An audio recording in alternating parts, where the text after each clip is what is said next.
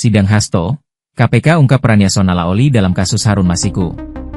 Jumat, 14 Maret 2025, menjadi hari penting dalam kasus dugaan suap dan perintangan penyidikan yang menjerat Sekretaris Jenderal Partai Demokrasi Indonesia Perjuangan, PDIP, Hasto Kristianto.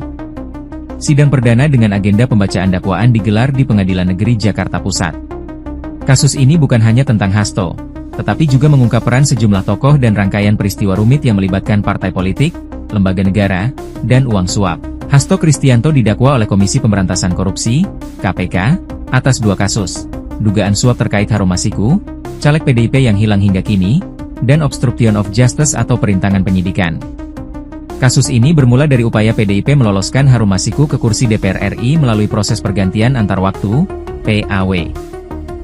Semuanya berawal dari meninggalnya Nazarudin Kimas, caleg PDIP dari Dapil Sumatera Selatan I, pada Maret 2019.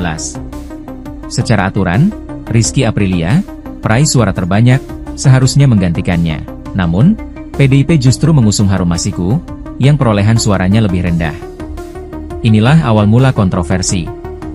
Hasto Kristianto, sebagai Sekjen PDIP, diduga memerintahkan Doni Tri Istiqomah untuk melobi Komisi Pemilihan Umum, KPU, dan mengantarkan uang suap kepada komisioner KPU saat itu, Wahyu Setiawan. Pertemuan rahasia pun terjadi. Pada 31 Agustus 2019, Hasto bertemu Wahyu Setiawan di kantor KPU. Hasilnya, kesepakatan terselubung untuk mengganti Rizky dengan Harun Masiku. Wahyu Setiawan meminta uang sebesar 1 miliar rupiah untuk memperlancar proses PAW. Namun, ia hanya menerima 800 juta rupiah. Sementara itu, Agustiani Tio Fridelina, perantara dalam proses ini, menerima 50 juta rupiah. Besarnya nominal uang suap ini menunjukkan betapa seriusnya upaya untuk meloloskan Harun Masiku ke DPR. Tak hanya itu, peran Ketua DPP PDIP, Yasona Laoly, juga terungkap. Bersama Hasto, Yasona menandatangani surat permohonan fatwa kepada Mahkamah Agung, MA, agar KPU mengabulkan permohonan PAW. Menariknya, Harun Masiku diduga berada di ruang kerja Ketua MA Hatta Ali saat fatwa tersebut diterbitkan. Spekulasi pun bergulir.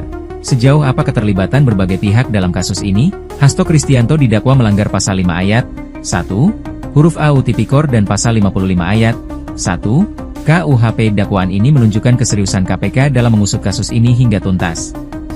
Tim kuasa hukum Hasto kemungkinan akan fokus pada pembuktian kurangnya bukti yang cukup atau menantang kredibilitas saksi dan alat bukti. Mereka juga akan berupaya menjelaskan peran Hasto dalam konteks yang berbeda dari yang dituduhkan KPK. Persidangan ini akan menjadi kunci untuk mengungkap kebenaran. Ikuti terus informasi-informasi lainnya di SIP News Network.